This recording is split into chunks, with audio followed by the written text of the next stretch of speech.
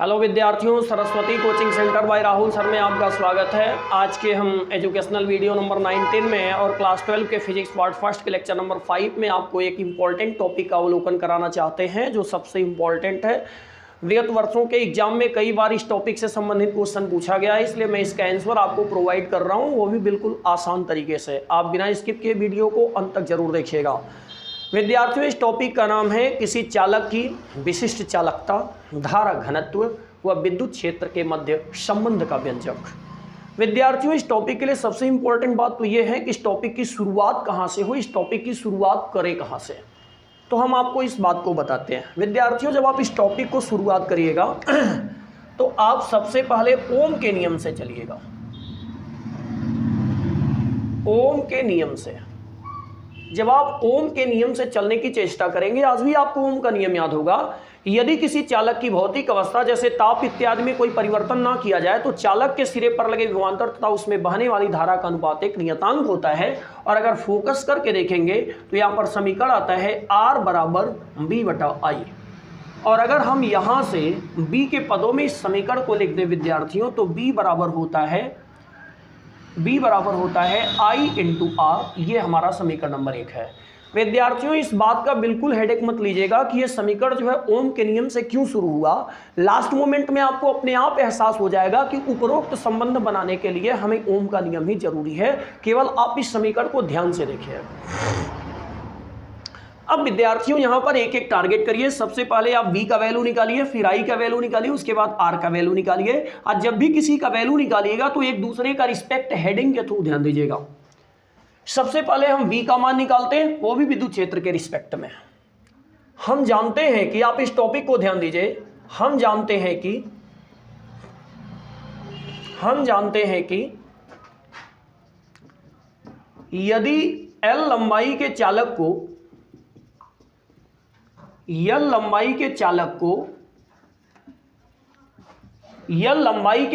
को V volt की battery से, कितने वोल्ट की? V वोल्ट की बैटरी से जोड़ा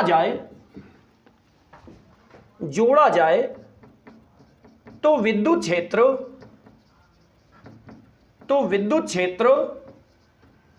E स्थापित होता है।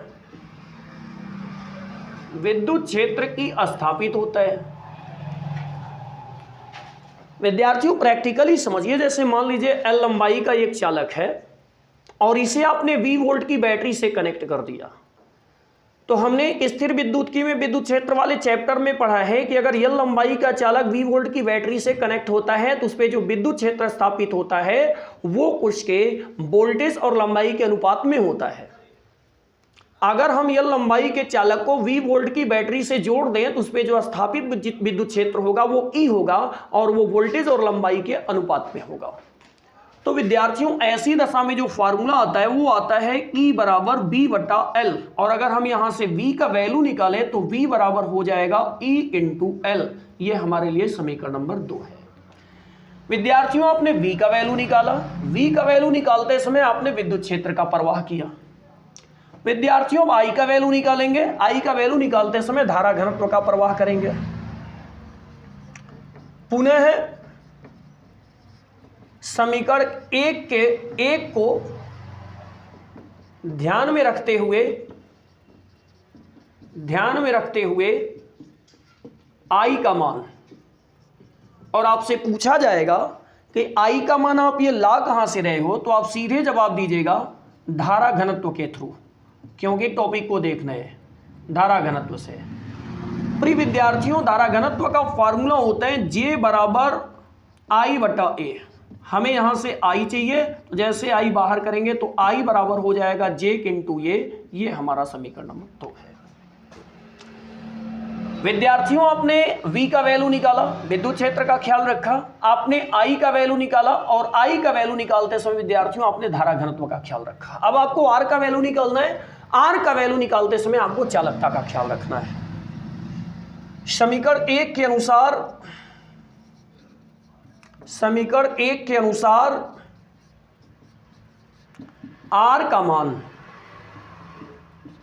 मान लेकिन आर का मान जब निकालेंगे तो ये मान चालकता के पदों में आना चाहिए। इस बात का जिक्र करिएगा भाऊ, चालकता के पदों में। और आर का मान जब चालकता के पदों में निकालेंगे तो क्लास में सारे विद्यार्थी जानते हैं कि रो बराबर फार्मूला होता है आर इंटू, रो बराबर फार्मूला होता है आर इंटू के बटा यल। अगर हम यहां से आर को बाहर करें तो आर बराबर, रो बराबर फार्मूला होता है आर इंटू के बटा यल। विद्यार्थियों हमें इसे चाहिए चालकता के संबंध में। क्लास में सारे विद्यार्थी बीते हुए कल में लेक्चर नंबर 4 में पढ़े थे, उसमें मैंने आपको बताया था कि चूंकि छोटा सिग्मा मतलब चालकता बराबर होता है 1/रो।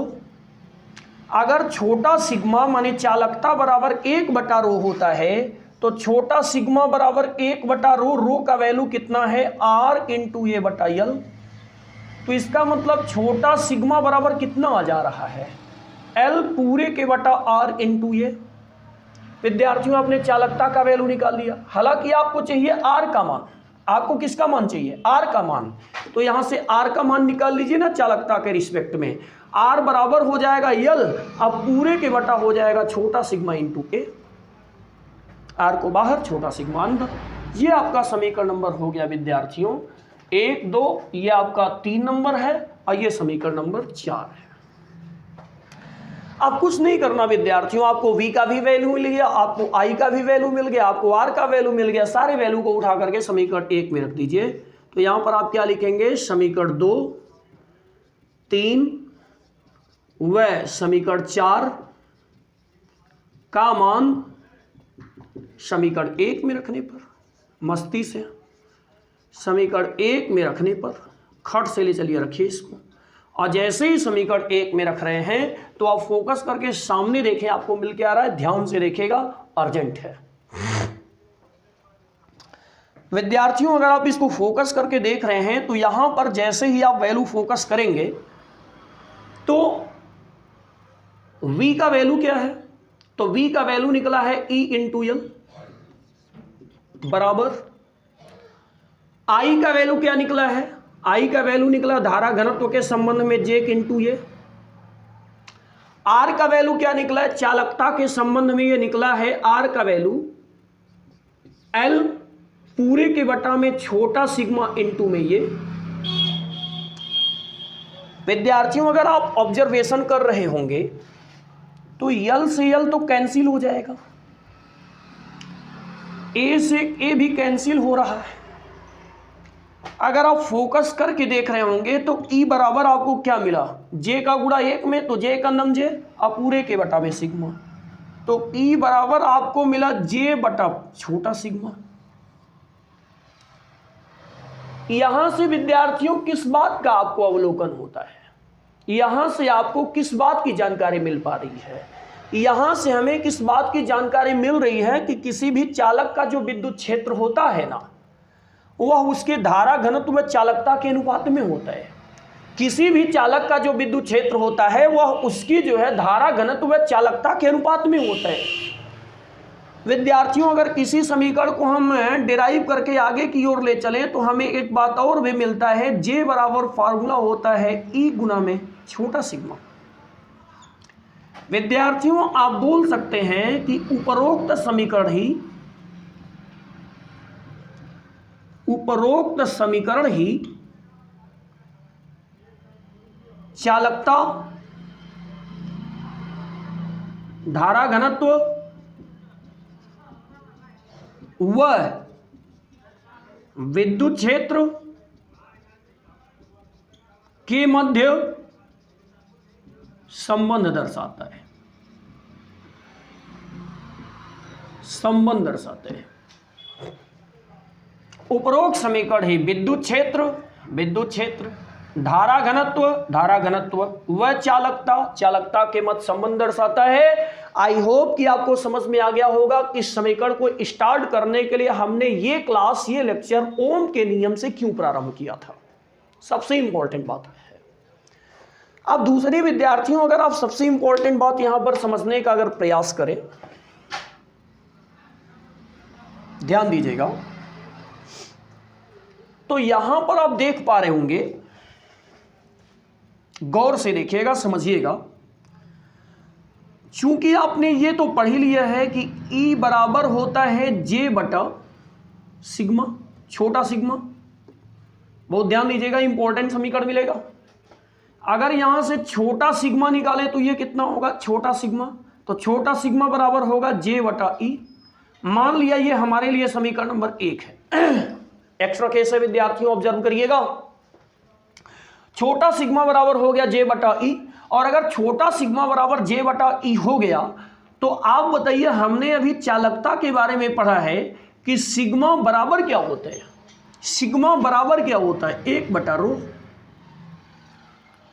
ये हमारा समीकरण नंबर 2 है। विद्यार्थियों आप समीकरण 1 और 2 देखें, दोनों का LHS बराबर है। अगर समीकरण 1 व 2 दोनों का LHS बराबर है और हम यहां पर लिखें समीकरण 1 व समीकरण 2 से, जिसको आप ये समझे हैं कि दोनों के LHS बराबर हैं, तो गणित के हिसाब से दोनों के RHS क्या होंगे। तो एक बात तो फिक्स है कि 1 बटा रो बराबर किसकी होगा, J बटा E के। अगर 1 बटा रो J बटा E के बराबर है तो क्लास के सारे बच्चे फोकस करके बताएं रो किसके बराबर होगा, E बटा J के। बोलिए, रो का एक नया समीकरण मिला कि नहीं मिला। रो किसके बराबर है, रो बराबर है E बटा J के। आपको यहां पर एक नया समीकरण मिल रहा है, आप इस नए समीकरण को ध्यान देने का प्रयास करिए। आपको एक नया समीकरण मिल रहा है जो कि सबसे ज्यादा इंपॉर्टेंट है। इस नए समीकरण पे फोकस करिए। फिलहाल विद्यार्थियों आज के लेक्चर में बस इतना ही। शेष के लिए आपसे मिलते हैं नेक्स्ट डे। तब तक के लिए धन्यवाद। Thank you for watching.